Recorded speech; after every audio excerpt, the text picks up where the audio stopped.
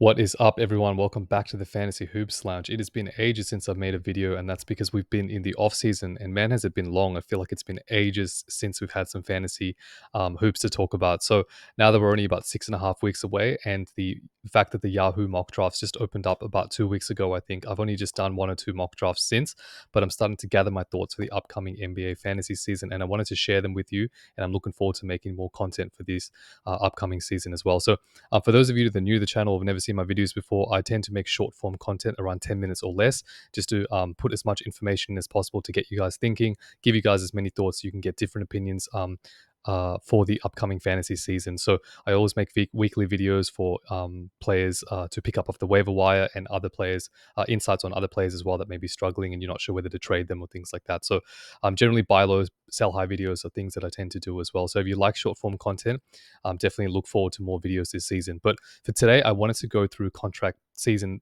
players for the upcoming seasons. These are players that are generally in their contract year, which over the last few seasons hasn't been a big deal.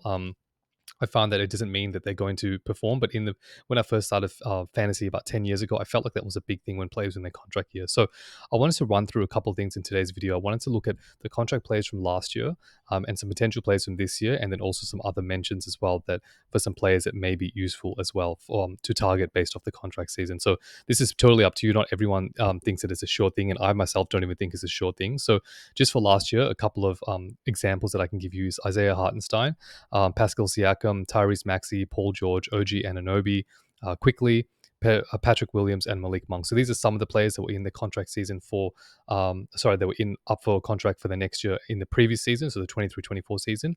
And if you look at the little comments I've got next to each player as well, it's what I think that they were at when the season was beginning. So, for example, Isaiah Hartenstein, he was looking for his first big contract. He wasn't a very well-established player at that point. He'd shown flashes, but he wasn't well-established like someone like Siakam.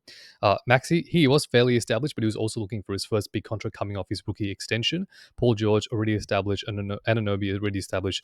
And those players, in my opinion, it doesn't matter how bad that they would have done last year, they still would have got a massive contract because they're just well-established players in the league.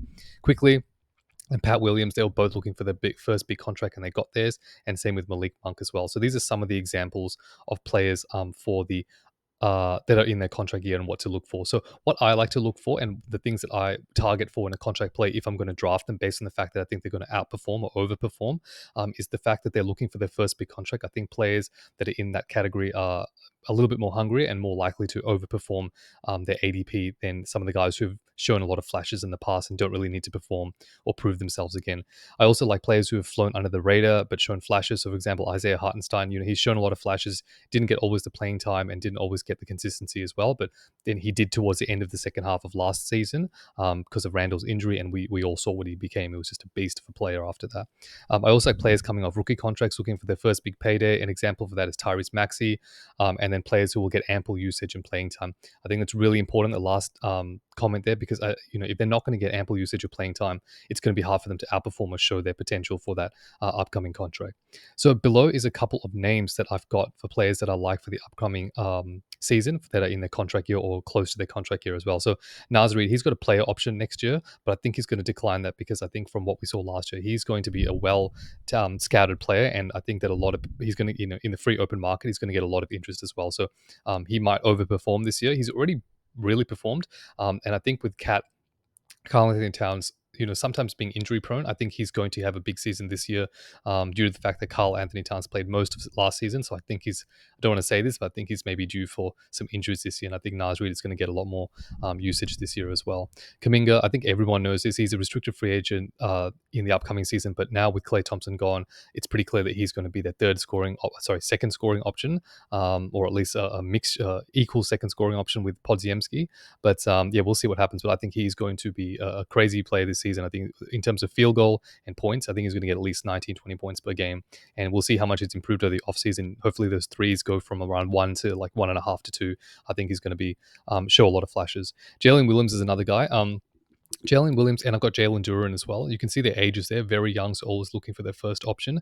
Now, these players are not actually restricted or unrestricted free agents next year. They have a club option, but in the past, I found, like, for example, Maxi and even Shengun, they seem to blow up the second last year before they become unrestricted free agents. So Maxi blew up the year before, the 22-23 year, and some of that was due to the fact that MB was injured and things like that. But I think Jalen Williams is in that position with Giddy gone. I think he could do really well and prove himself, not for next year's big payday, but the year after. Well, he'll be the restricted free agent the year after, but I think that he'll prove himself this particular year for that. So I really like Jalen Williams this year, and potentially Jalen Duran as well. So the guys I've gotten bold, they're the guys that I really like in terms of if I had to select them purely for the contract player reasons.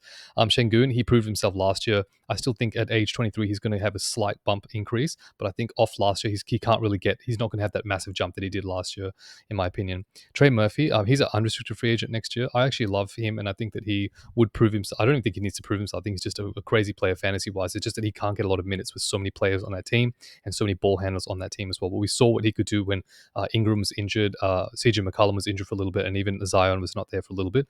But he clearly has a lot of potential. But with DeJounte Murray there this year, it's hard. It's just so much usage taken away from him, even though he's a really good shooter and he doesn't need the ball all the time. It's just a lot of usage taken away from him. But, he is good even in limited minutes. So I think he's going to get at least 25 minutes a game this year somehow off the bench. And I still think he's good for maybe 14 points and whatever else he adds as well. Steals, rebounds, and threes is his main thing. One of the best 3-point shooters, volume shooters as well in the league. Tyus Jones, he's betting on himself, so that's why he went to Phoenix. He's getting that starting role, and I think with Durant's injury history, he could still average like 6-7 assists a game, and prove himself for a bigger contract. So definitely someone, I think, especially it's not much of a punt considering he's going at like pick, I don't know, like 80 or 90 or something like that. So, someone to definitely think about. And Cam Thomas, he's another one I really like. So I've bolded him there. Very young, looking for his first big contract. We all know what his potential is in terms of scoring. He's a restricted free agent next year. We all know he's going to get re-signed regardless just because of his potential. But I think this year with Mikal Bridges gone, you're looking at a guy who's really, he knows that he's in a position to get that big contract if he really has a crazy season this year. Some other players as well from this year, Jalen Green, he's a restricted free agent next year. I think Houston have given up for him, especially after drafting Reed Shepard. And yes, I know he's a point guard, but I just think that they are not really sold on Jalen Green anymore. And to be honest, outside inefficient scoring, I just don't know how much more he brings even. But he still is young, but we'll see. Jaden Ivey, club option next year. I would put him in that same category as Jalen Williams. However, he just doesn't get that many minutes, but we'll see with I forgot who the new Detroit coach is now. Slipped my mind. I think it's Bickerstaff. That's right, from Cleveland. So we'll see what happens. But with Cunningham having the ball all the time, it's hard to know what Jaden Ivey's going to bring. But even without the ball, he still does pretty well. Well, not without the ball. He's still a heavy ball usage guy, but even without a little bit, he can do well. Josh Giddey is another guy I really like. I think he's really going to show his potential this year without sharing the ball with SGA, Jalen Williams, things like that.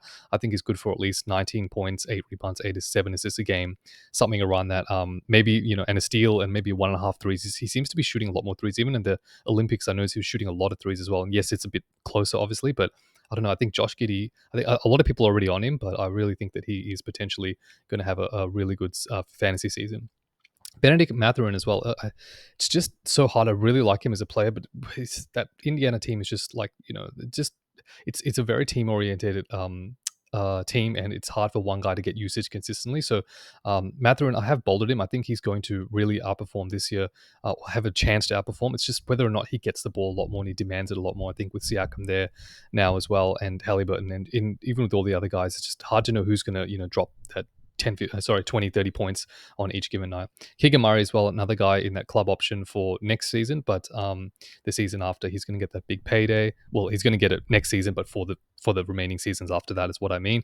I think he's already proven himself, and with DeRozan there, I don't see how much more ball usage and how much more he can sort of like improve, but he has shown a lot of improvement, and he's very efficient as well, which is what I really like about Keegan Murray. So another guy to potentially look out for, but I think DeRozan sort of kills that value, which is why he's not bolded. Just some other potential players. I've actually crossed off in the other screen. I crossed off Zubats, but in this screen I've crossed off TJ McConnell because when I made this this content, I didn't realize that they actually got signed a few days after that. So Dennis Schroeder is another guy, unrestricted free agent. We know he fumbled the bag at LA in the $80 million 4-year contract, but he's back and I think he's learned his lesson. So we'll see. Playing in Brooklyn, we all know Ben Simmons' injury history. I think Schroeder, unless he gets traded or something, he's on a fairly cheap contract. I think it's like 12 mil for 1 year. He could easily be playing for a big payday. Trey Jones in San Antonio, similar to his brother, young, unrestricted free agent next year, with Chris Paul there, and due to his injury history, I still think Trey Jones, can get some ball, but I just don't know how much more outperforming he can do, considering again it's another team-oriented environment, and we know Wemby and potentially like Devin Vassell is probably the second most important usage player there. Terrence Mann is the last guy. He's not really a stat guy. That's the thing. But he's in that position as well to look for his second big contract. His first big contract wasn't that big, to be honest. Like 3 year, 30 million, 40 million. I can't remember now, but it wasn't that big. I put him in here, but I just don't think he's that. He's fantasy wise is going to have a big jump. But it's just because of all the talent that's left LA and the fact that Kawhi is injury prone. He could see himself in positions to score a lot. We know what he did in that playoffs against the series. I think it was back in 2022 against Utah. So he could be good as well. Just someone to keep your eyes out. So just to summarize, this is just all information to take in and consider. I don't think any of these players are definitely guaranteed to do well. If anything, my favorite players on this list that I think are going to be potentially overperformed due to the fact that in that contract year is Jalen Williams, Jonathan Kuminga, and Nas Reed, and potentially Cam Thomas as well. I think those four are the guys to really look out for, in my opinion, and I think they're likely to overperform. But obviously, there could be players outside this list that will perform as well. And at the end of the day, it's really hard to know. No one knows all the answers as well, but these are just things to consider, and that's what I aim to give you in this channel. Just things to consider, because everyone wants to get as many different perspectives as possible so you can make the best decision. And that's the best part of playing fantasy. It's like the decision is most satisfying when you make it yourself and it comes through, instead of just following someone else's picks or someone else's opinions all the time as well. So I hope you enjoyed the content of this video. If you think of any other players as well that I've missed, please leave them in the comments below. Otherwise, definitely stay tuned for more videos. As I go through more mock drafts, I'll get a lot more videos off the top of my head as well, and I'll can't wait to make them for you guys. But thanks very much for watching. Appreciate that, and I'll see you in the next one. Take care, guys. Bye.